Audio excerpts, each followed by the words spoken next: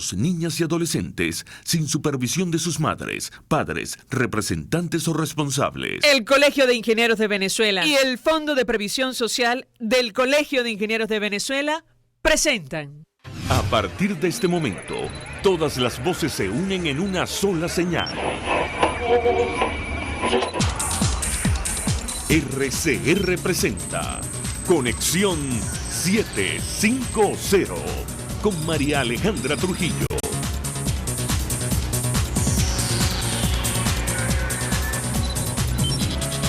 Muy buenas tardes, amigos de Radio Caracas Radio. Lo mejor este martes, 23 de julio del año 2019. Todo el equipo que trabaja para ustedes a partir de esta hora los saluda. Variada de abundante información a compartir y analizar como es costumbre la tarde de hoy.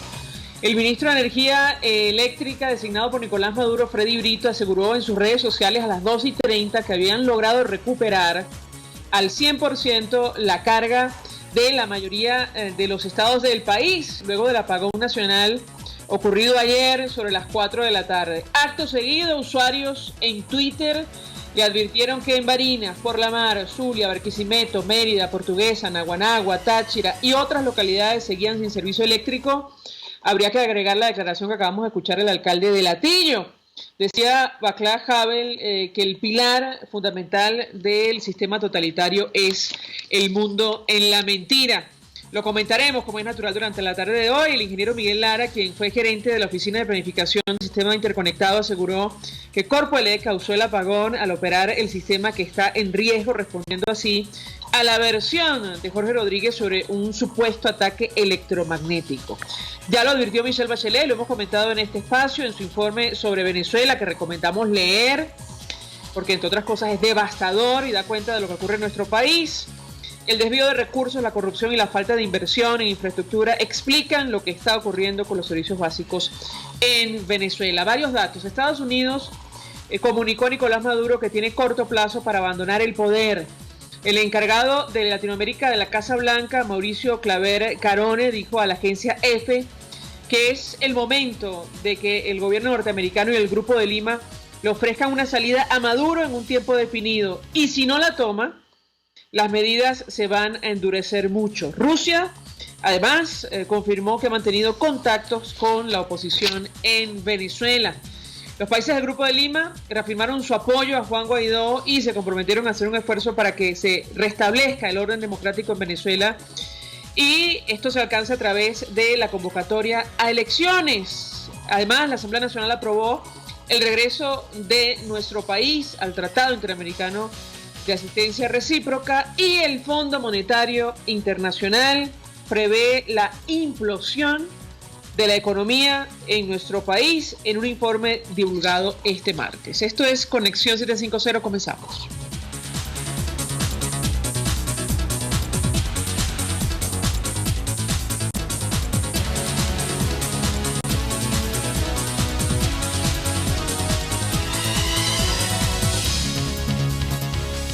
¿Qué está pasando en este país? Y saludamos en la línea telefónica a nuestro primer invitado, el nuevo presidente de Fedecamas, Ricardo Cusano. Gracias por atendernos. Muy buenas tardes. Hola, María Alejandra. No, gracias a ti por permitirme conversar con tu audiencia.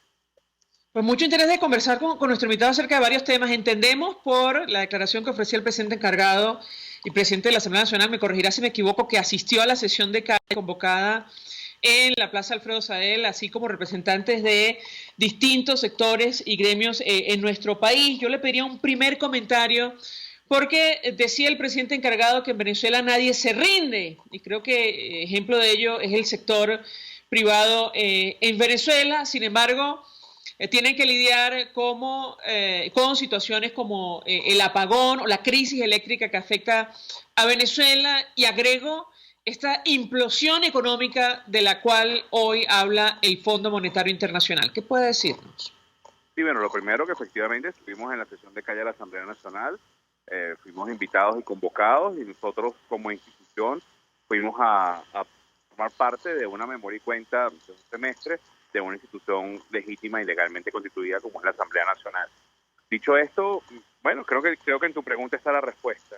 Los empresarios hemos decidido, aún y a pesar de todas las circunstancias adversas, de un cerco legal, de una un problema sistémico, estructural que sufre Venezuela con la crisis de los servicios, con falta de capacidad de financiamiento, con problemas del talento humano que se está yendo, la diáspora, y aún a pesar de todo eso hemos decidido seguir creyendo en Venezuela para seguir manteniendo Santa Marías abiertas, generando el empleo necesario para que el país revierta esta situación y por supuesto producir bienes y servicios. No es fácil, en algunos momentos estamos casi que vamos a inventar o a conocer el tren de vapor, porque pareciera que estamos trabajando como en el siglo XIX, cuando no había luz, cuando las carreteras no estaban asfaltadas, ni había viabilidad en todo el país, pero aún a pesar de eso, seguimos presentes.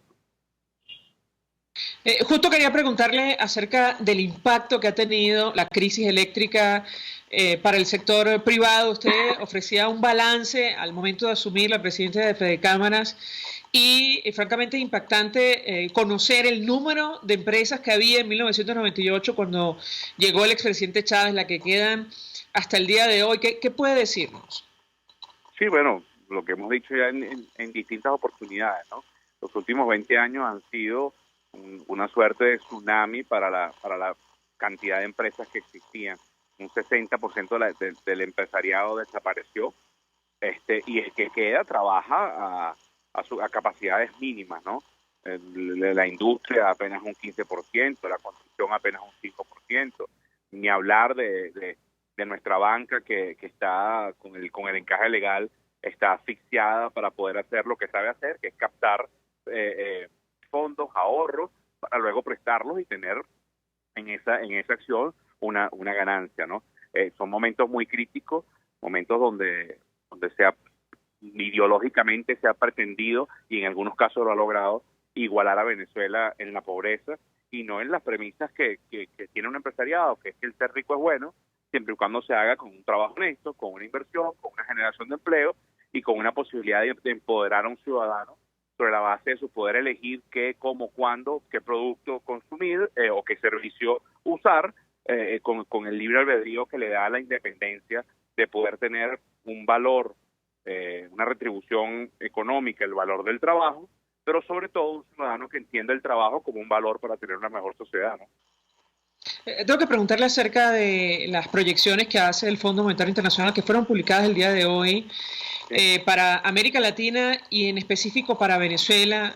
Prevé esta institución una implosión de nuestra economía. Para que los amigos oyentes entiendan, hablamos de la disminución brusca del tamaño de la economía de nuestro país. Yo le pediría un comentario.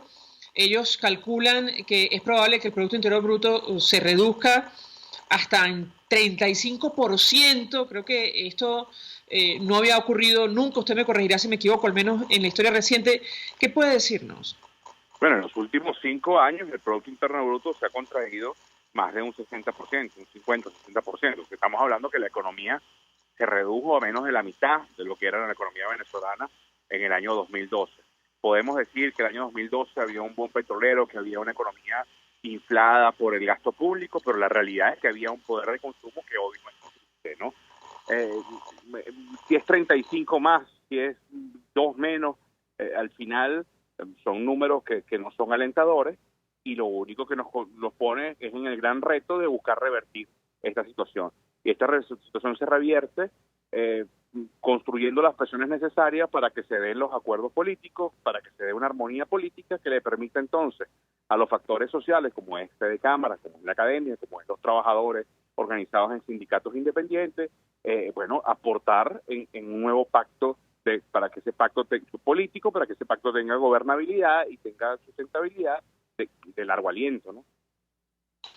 La pregunta que yo le haría es la importancia que tiene o no un cambio de gobierno para pensar en la reconstrucción de nuestro país, porque el Fondo Monetario Internacional habla de 35% para este año y, si no pasa nada, 10% adicional de cara al 2020, lo que vendría a agravar, a profundizar la crisis humanitaria que ya afecta a nuestro país. ¿Qué puede decirnos?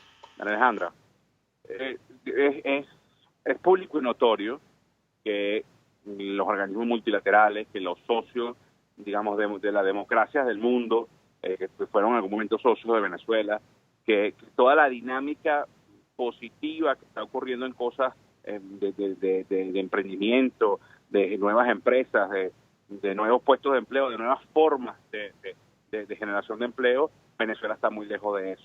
Y que los personeros que hoy intentan los símbolos de poder no generan la confianza necesaria para que toda esa modernidad y bienestar que hay en el mundo regrese a Venezuela. Con lo cual, decir algo contrario sería mentirle a la audiencia. Lo que no es menos cierto es que la forma en que ocurra un cambio de gobierno tiene que ser una forma que sea pacífica, donde además se construyan los pactos políticos que permitan gobernabilidad. Porque sin gobernabilidad puedes cambiar a la persona y no tener esa modernidad regresando a Venezuela porque no tendría un país en condiciones para ser sustentable y generar la confianza necesaria a la inversión. Entonces, además recordemos que esto no es un problema de una persona, y cuando hablamos de pactos de gobernabilidad y de construcción de un nuevo modelo político, económico y social para Venezuela, hay que incluir a todos, porque la verdad es que aún y a pesar de los mínimos históricos del oficialismo en correlación con su feeling con la gente, siguen teniendo un porcentaje importante que pueden ser 2-3 millones de personas que van a seguir conviviendo en Venezuela y que tienes que construir oportunidades para todos. Bueno, los radicales que no lo quieran entender de lado y lado, sencillamente no tendrán cabida en esta nueva Venezuela, pero el nuevo pacto político, económico y social tiene que abrazar a la mayor cantidad de venezolanos para entonces generar esa confianza para revertir los números que el Fondo Monetario Internacional plantea. ¿Qué tan cerca está ese nuevo pacto político y social en nuestro país? Desde el punto de vista económico, creo que está bastante adelantado, que es lo que me puede tocar como vocero de Fedecámara expresar o garantizar si fuese el caso. Desde el punto de vista político, no te puedo dar cuál es el porcentaje de cercanía, porque sencillamente eso es una discusión de los políticos y están en pleno proceso. Ahora, bastante adelantado, ¿a qué se refiere?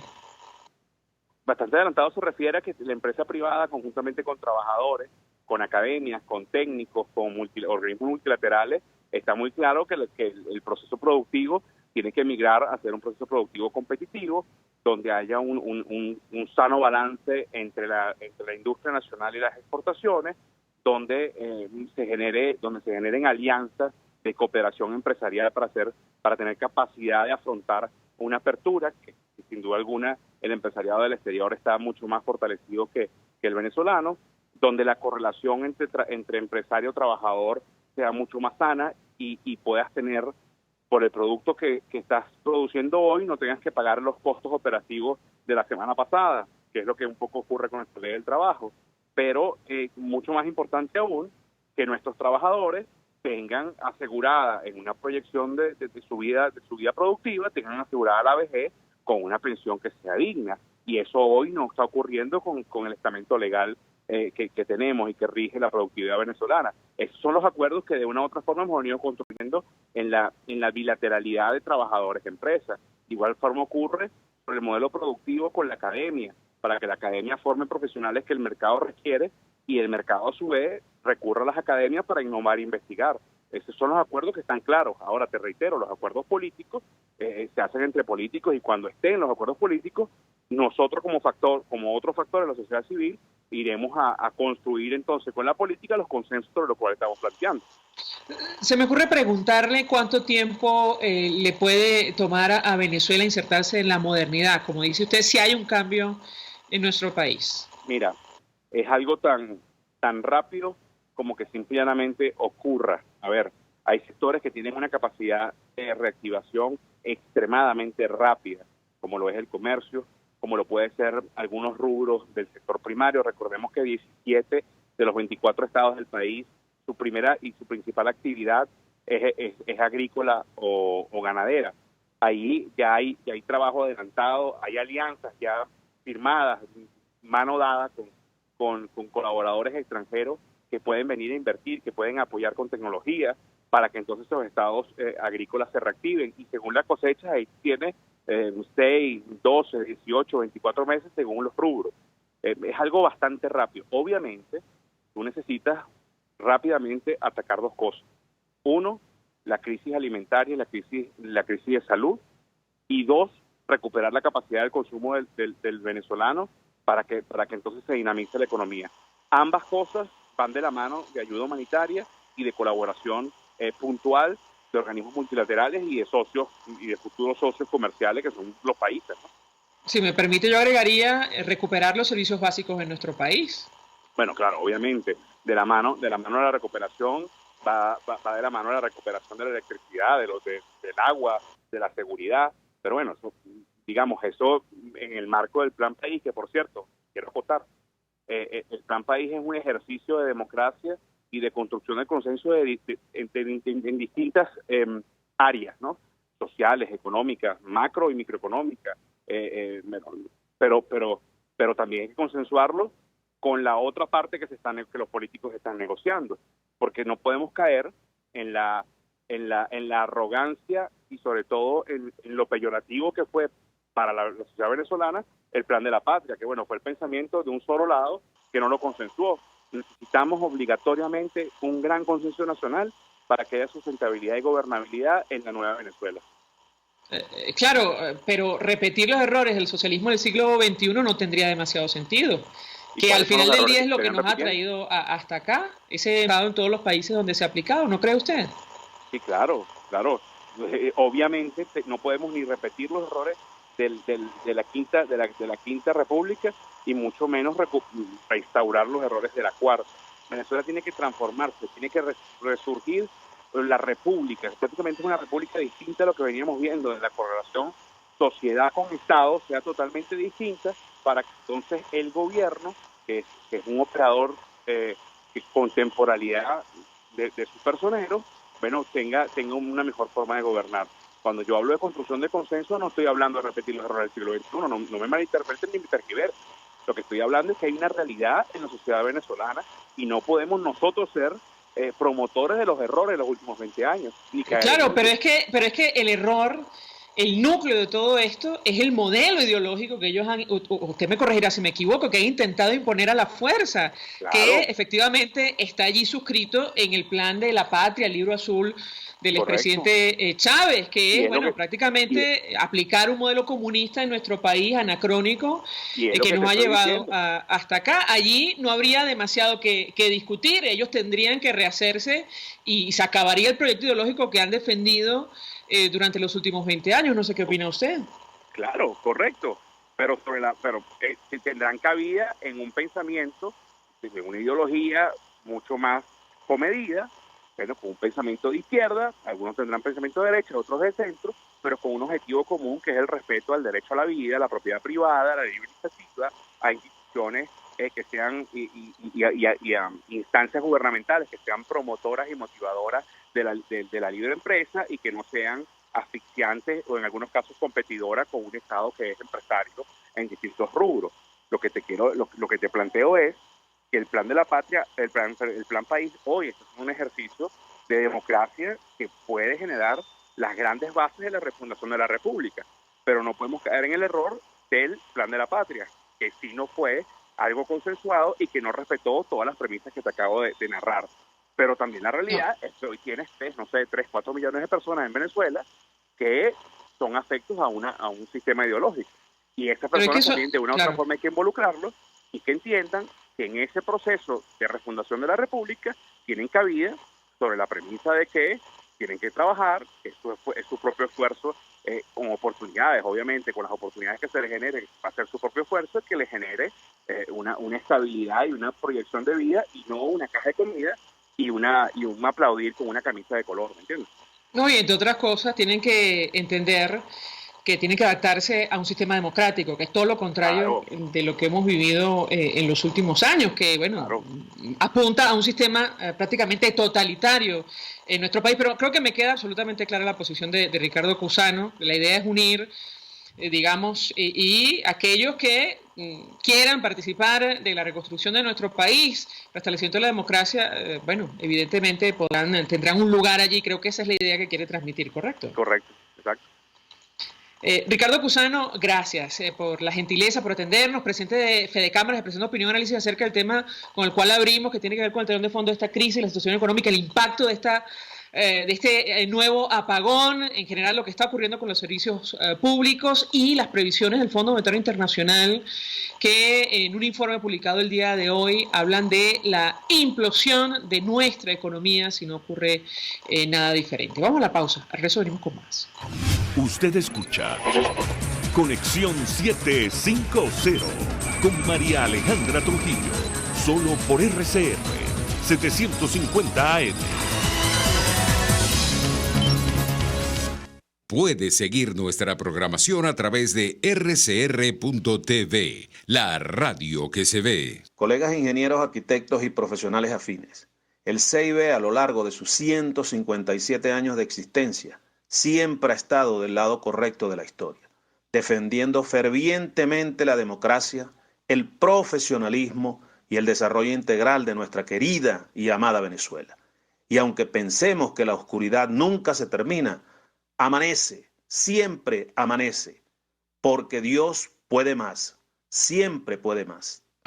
K-Export te ofrece el servicio de reempaque totalmente gratis y consiste en consolidar tu carga en el menor volumen posible para que llegue en perfecto estado y economizar el costo de tu envío. Infórmate por su correo info@kexport.net o llama en Panamá al 507-6020, 507-1927. En USA 1305-514-2500. K-Export cubre todo el territorio nacional. K-Export, déjalo todo en nuestras manos.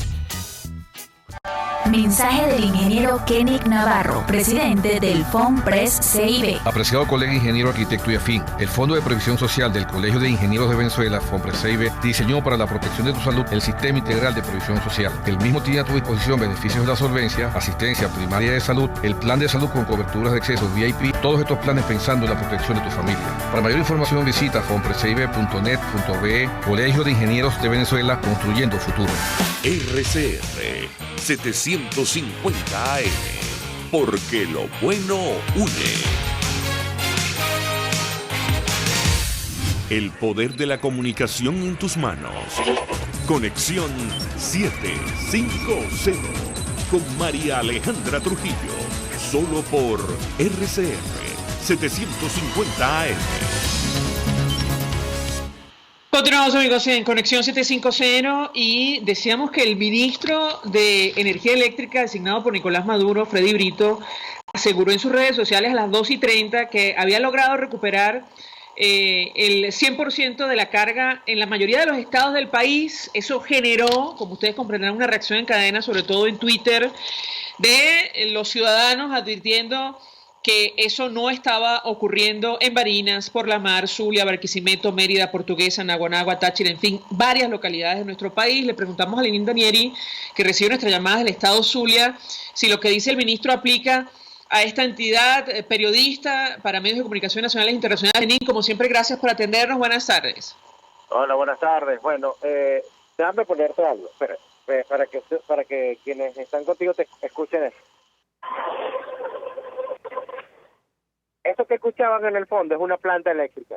Es un negocio que está funcionando porque no tiene electricidad. Y como ese, muchos establecimientos comerciales tienen que usar sistemas alternos de energía porque no tienen fluido eléctrico. En algunas zonas están reportando que llega el fluido eléctrico para municipios foráneos. Todavía gran parte del estado Zulia no tiene electricidad. Así que lo que dijo el ministro, te lo puedo dar con toda certeza, es mentira. Más del 80% de la población que vive en esta parte del país, en el estado Zulia, no tiene electricidad. Esto, por supuesto, es un verdadero problema. Te explico por una sencilla razón.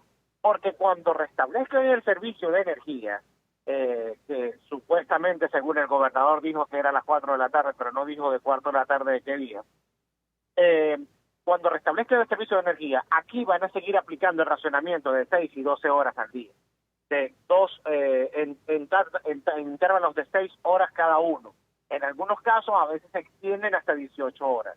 O sea, un racionamiento, fíjate que la situación es tan grave acá en la región, que hay personas que se dieron cuenta, se percataron de que había un apagón nacional al otro día, o sea, hoy en la mañana, porque como están tan acostumbrados a que le quiten la luz, cuando dicen, pero qué raro, pero no llegó a la luz la hora que tenía que llegar. de los pocos medios de comunicación y la poca señal que había, se dieron cuenta, no, o sea, esto es un apagón nacional. O sea, es un verdadero problema lo que está pasando acá. Y lo peor de todo es la poca seriedad y la falta de respeto de las autoridades regionales y nacionales, que no le ponen seriedad a un tema tan delicado como este. Lenín, a propósito de lo que está ocurriendo en el estado Zulia, ¿qué puedes comentarnos? Hemos leído toda clase de análisis, de reportajes sobre el plan de racionamiento que evidentemente fracasó, al menos a la luz de lo que nos tocó vivir el día de ayer. ¿Qué puedes decirnos con relación a este tema? Te escuchamos. Es que no sé, el plan de racionamiento supuestamente en teoría era para que ellos recuperaran la red termoeléctrica de energía, y eso no han hecho absolutamente nada, eso no ha servido de absolutamente nada. Aquí ya tenemos 4 meses de racionamientos severos de 12 y 18 horas diarias, y todavía no hay respuesta, todavía no se ve por lo menos que haya mejorado la generación de energía en el sistema termoeléctrico. Entonces, hablar de estabilidad cuando se aplican racionamientos no es nada, no es cierto, o sea, no es veraz. Es todo lo contrario, no se puede hablar de estabilidad mientras se está racionando a una población. El occidente del país es la que lleva los platos rotos de toda esta calamidad de nuestro sistema eléctrico, porque precisamente las fallas que se están generando en el interconectado nacional se agudizan mucho más en esta zona, por diversas razones. Primero, la desinversión, la falta de mantenimiento, las líneas que vienen desde el Guri hasta acá están sumamente deterioradas, unido también a la parte del sistema termoeléctrico, que no han hecho los mantenimientos requeridos, tampoco han hecho las inversiones que prometieron durante la emergencia eléctrica. Todo esto se conjuga en toda una calamidad que estamos viviendo justo en este instante, y que está dejando inclusive personas afectadas, Hoy en la mañana, entrevisté a unos pacientes crónicos que estaban esperando sentados en la acera a que se restableciera el servicio eléctrico o que llegara una planta al centro de diálisis de Occidente. Ellos decían, mira, estamos esperando 2 cosas: o que nos llegue la muerte, que nos muramos aquí, o que llegue una planta y que nos puedan ayudar y nos puedan atender, porque no nos dializamos desde el sábado. Entonces, que toda esta situación ocurra en paralelo a todo el apagón que en la actualidad nos afecta, y a la irresponsabilidad, porque hay que decirlo de esa manera, la irresponsabilidad de las autoridades de no querer ni admitir, ni mucho menos corregir esta situación, nos pone a nosotros a pensar de que en verdad tiene que haber una solución en el corto plazo, porque en verdad hasta ahora todos los planes que han hecho o todas las estrategias que supuestamente buscan para mejorar la distribución de energía no han sido nada eficaces en absoluto. Lenín, antes de hacer la pausa para ir a publicidad, ¿cuántas horas aproximadamente llevan sin servicio eléctrico en el estado Zulia, al menos en la zona que tú te encuentras? Bueno, mira, te comento. El apagón fue a las 4:30 de la tarde. En la actualidad, si tomamos la cifra del apagón, ya tenemos más de 24 horas. Sí, claro, más de 24 horas. Tendríamos 25, un poco más de 25 horas sin luz. Pero hay zonas que no tenían electricidad desde el mediodía porque tenían el racionamiento eléctrico. Así que estamos hablando en algunos casos que hay zonas que no tienen electricidad desde hace 24, 28, como 29 horas. Y todavía se mantienen porque no se ha restablecido en la mayoría de las zonas de acá de la región. Lenín Danieri, gracias, como siempre, por atendernos, acompañarnos, periodista para medios de comunicación nacionales e internacionales del estado Zulia, narrando cuál es la situación y desmintiendo lo que quiso decir el ministro designado por Nicolás Maduro, quien, por cierto, no habló de zonas concretas, pero advirtió que habían logrado recuperar al 100% la carga de la mayoría de los estados del país. No es así, como escuchaban ustedes, en el Zulia. Hay medios de comunicación, hablo de La Patilla, que denuncian la detención del hijo del ingeniero Winston Cavas tras amenaza del presidente de la Constituyente Comunal, y se refieren a un tuit publicado por Chuo Torrialba, compañero de esta casa. Él escribía: a las 2:30 de la tarde de hoy, 23 de julio, habría sido detenido Arnaldo José Cavas Sarabia, cédula de identidad 25.964.517, hijo menor del ingeniero Winston Cavas, presidente de la Asociación Venezolana de Ingeniería Eléctrica y Mecánica y vocero del Colegio de Ingenieros de Venezuela en materia eléctrica. Continúa la persecución de la cual hablaba la expresidenta Bachelet, que quedaba en evidencia en su informe y que ha provocado hoy, por cierto, este comunicado, esta reacción del Grupo de Lima reunido en Buenos Aires. Producto de una opinión experta emitida por el ingeniero Winston Cavas sobre lo que está ocurriendo en nuestro país, de lo cual vamos a dar cuenta, por cierto, al regreso de la pausa. Ya venimos con más. Estás en sintonía de Conexión 750, solo por RCR 750 AM.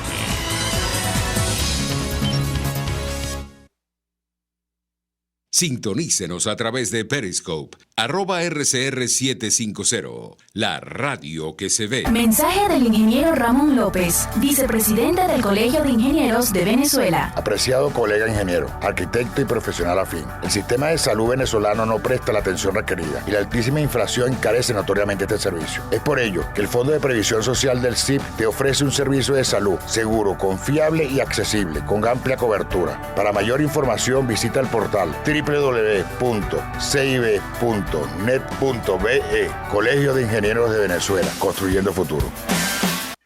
Tu Cocada Express El Paraíso. Ven a disfrutar. Un producto 100% natural. Agua de coco, helados, pulpa, aceite, riquísimos dulces para que te lo comas solo o acompañado de la mejor cocada de Caracas. Estamos al frente del Parque Naciones Unidas del Paraíso. Síguenos en @Tu Cocada Express. Tu Cocada Express El Paraíso, como tú la quieras. Mensaje del ingeniero José Peraza, tesorero del FONPRES CIB. Estimado colega ingeniero, arquitecto y profesional afín, el Colegio de Ingenieros de Venezuela y el Fondo de Previsión Social, preocupado por la salud de tu familia, ha diseñado un sistema de salud integral que coloca a tu disposición y que contiene asistencia primaria de salud, ambulancia, hospitalización, cirugía, oftalmología, dermatología, fisioterapia, psicología, odontología, farmacia y funerario. Para mayor información, visítanos a nuestros portales cib.net.be, fonprescib.net.be, Colegio de Ingenieros de Venezuela, construyendo futuro. RCR 750 AM, porque lo bueno une. Este programa es presentado por Puig es María. María es de Puig. La Academia de Ciencias Físicas, Matemáticas y Naturales presenta El progreso tiene su ciencia. Hoy presentamos Guillermo Delgado Palacios, médico y químico venezolano. La enseñanza universitaria de la química en Venezuela comienza con la creación de la Cátedra de Química en la Facultad de Medicina de Caracas en 1834.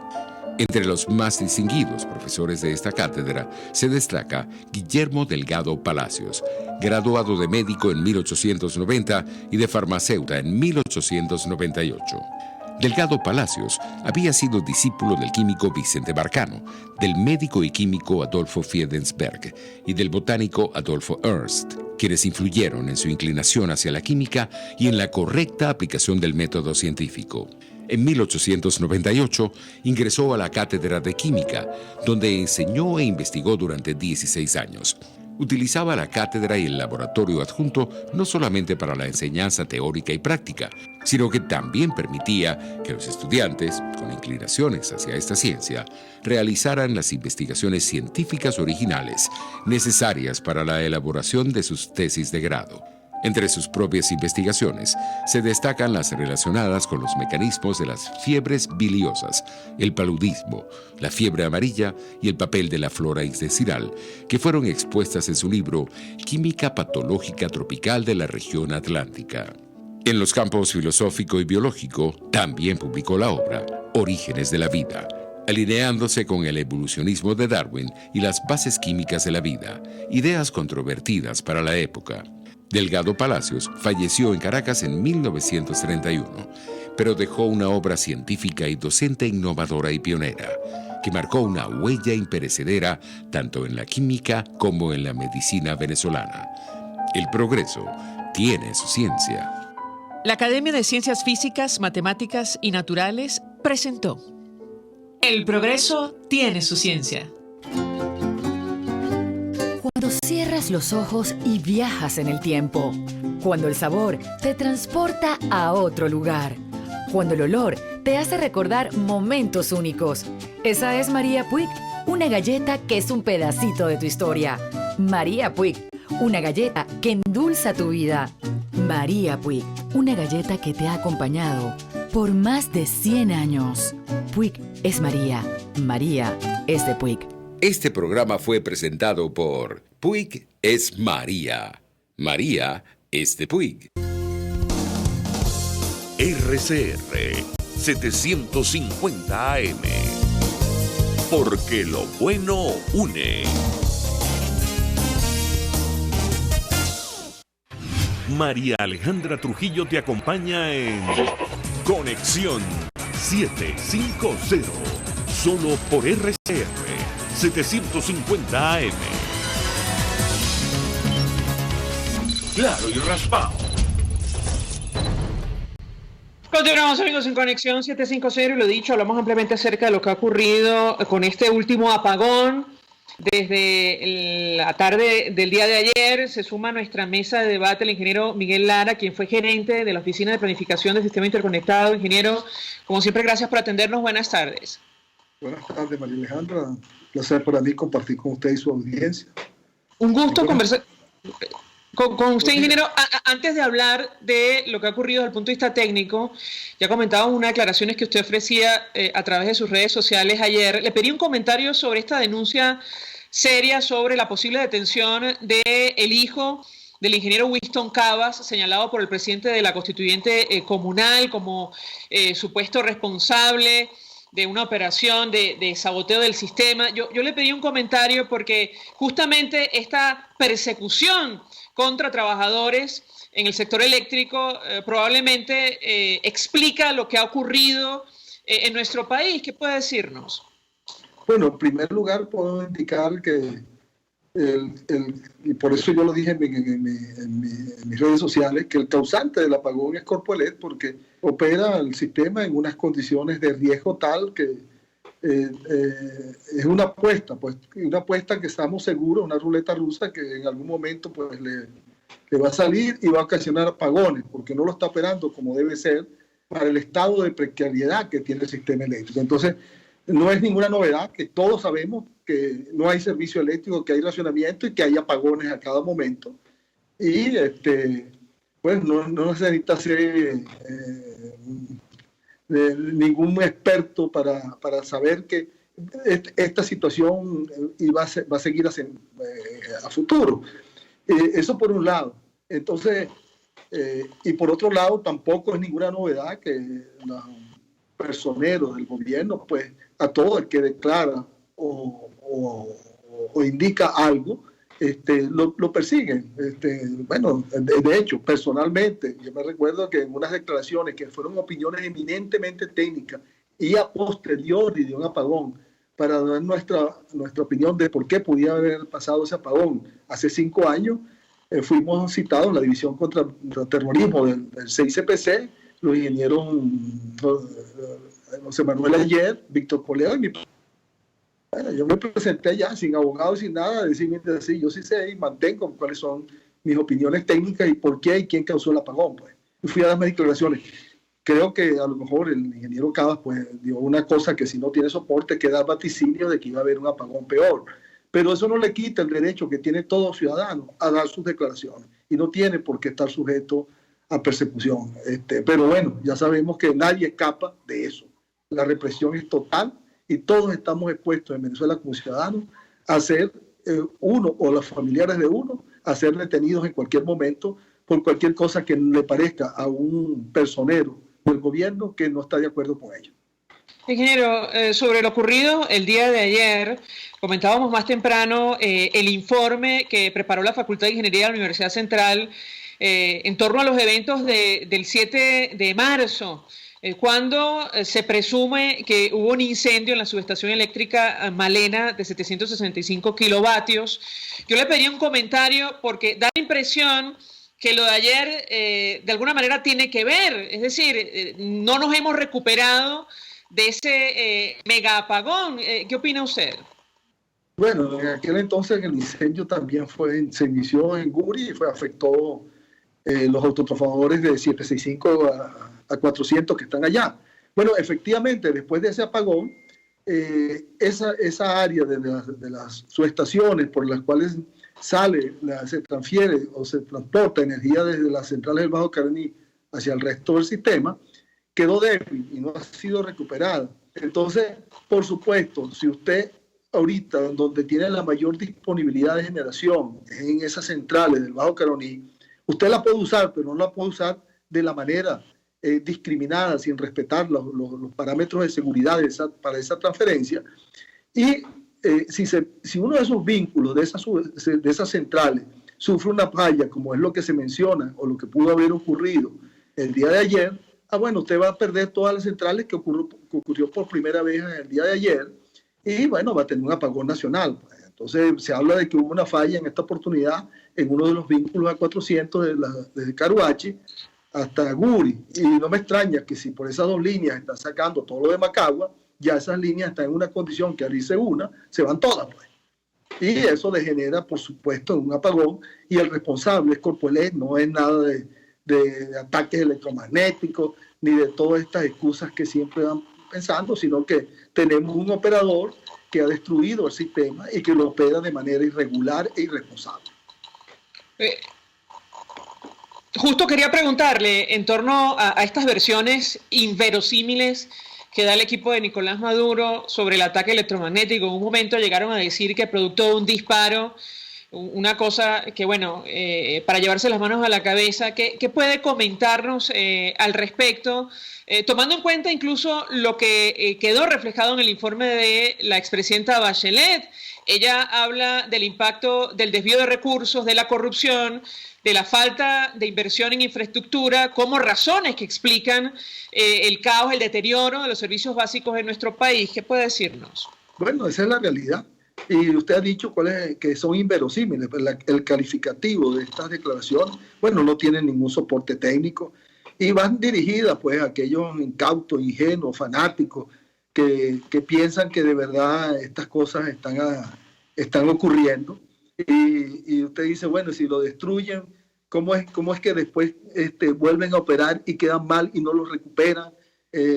No hay un informe que diga qué es un ataque electromagnético, en qué consistió. Si usted le llegaran a hacer la pregunta a estos personeros, a estos declarantes, ¿qué es eso? Bueno, van a quedar en desnudo, descubiertos, porque ni van a poder explicar en qué consistió, porque usted no tiene nunca, desde que están ocurriendo apagones en Venezuela, bajo este proceso político, no tiene las verdades, por eso es que no se resuelve.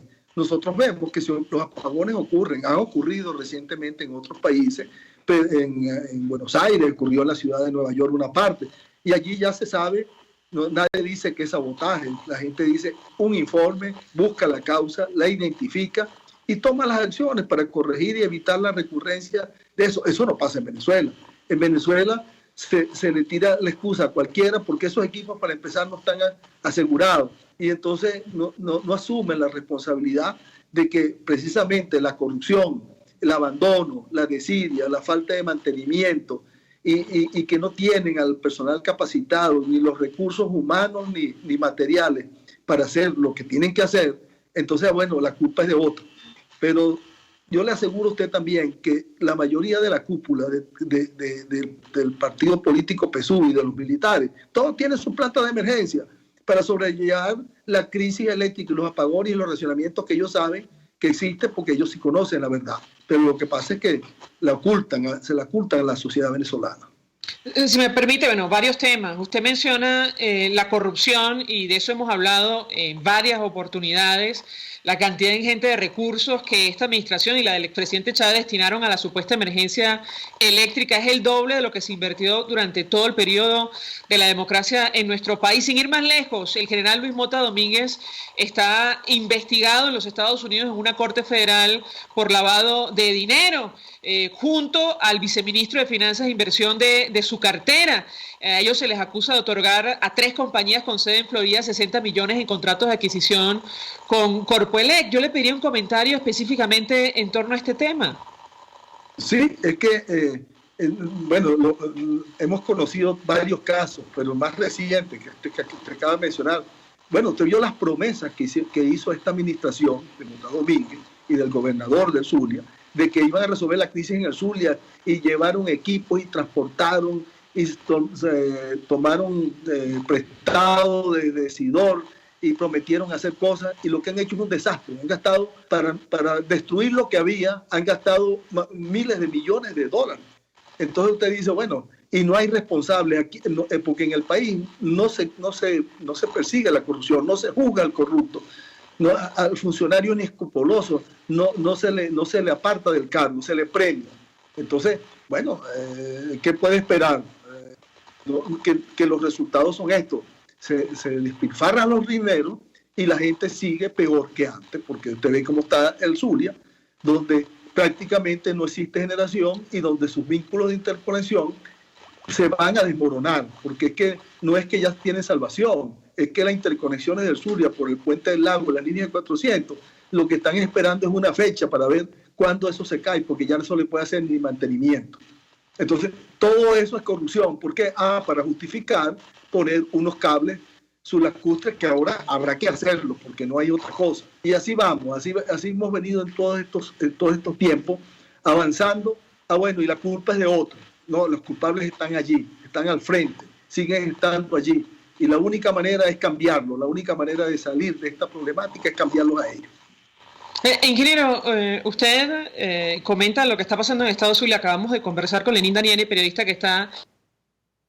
Hay sectores que llevan más de 20 horas sin luz. Es una situación francamente inhumana. Puede que más, producto de lo que está ocurriendo en esta parte del país. Usted dice que a la luz de la información que se conoce, ¿es posible que se agraven las cosas en el Estado Zulia? Es que las cosas en el Estado Zulia estaban en su peor estado y es posible que se agraven porque, como digo, la mayor parte de la demanda del Zulia proviene del resto del sistema interconectado, es decir, proviene de la generación de la central hidroeléctrica del Bajo Caroní, como está ocurriendo en casi todo el país. Y si ese vínculo colapsa, y como ya le dije, hay estudios, se han hecho, hay advertencias, se les indicó al gobierno hace mucho tiempo. El señor Rafael Ramírez, cuando expropió las barcazas que hacían la limpieza, el lavado de las torres y el aislador, y permitía mantenimiento para que la corrupción no deteriorara ese equipamiento, bueno, eso desapareció.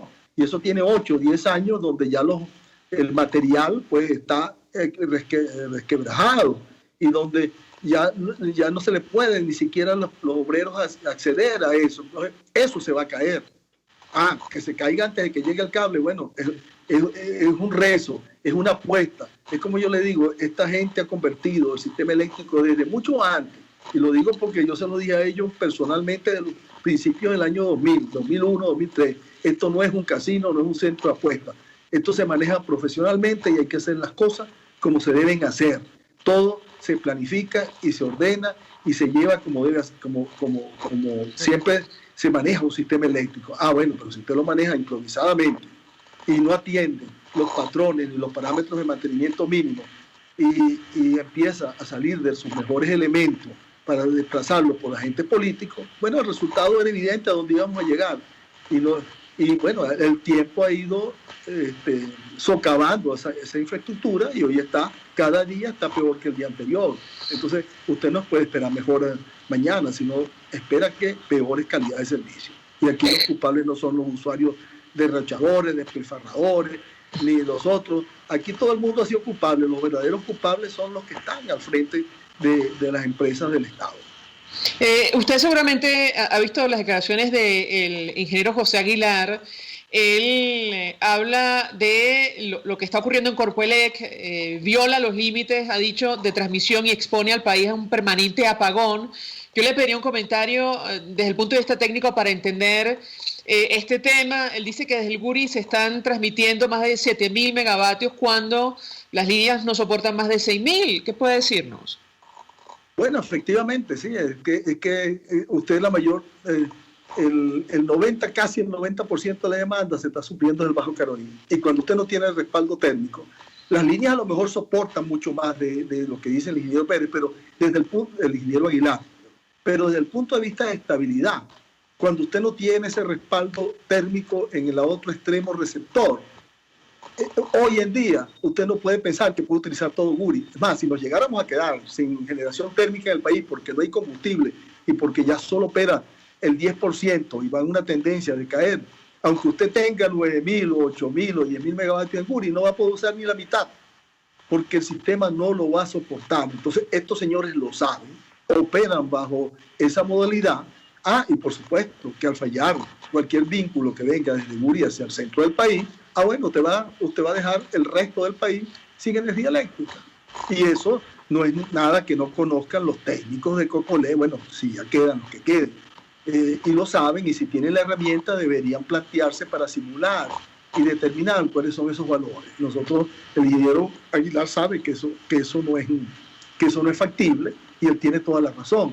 Permanentemente está expuesto el sistema eléctrico a que una falla derive un apagón, no un apagón permanente, sino que es el sistema siempre, casi las 24 horas al día está expuesto a que cualquier falla derive un apagón de nivel nacional.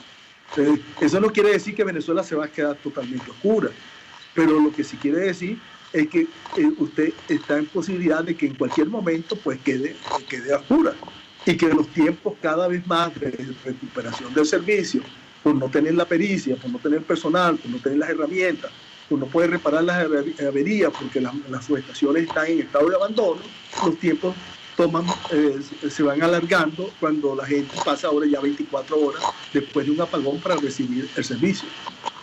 Ingeniero Miguel Lara, gracias. Como siempre, por atendernos. A su orden, María Alejandra, como siempre, a su orden. Un gusto conversar con usted. Fue gerente de la Oficina de Planificación del Sistema Interconectado. Vamos a la pausa.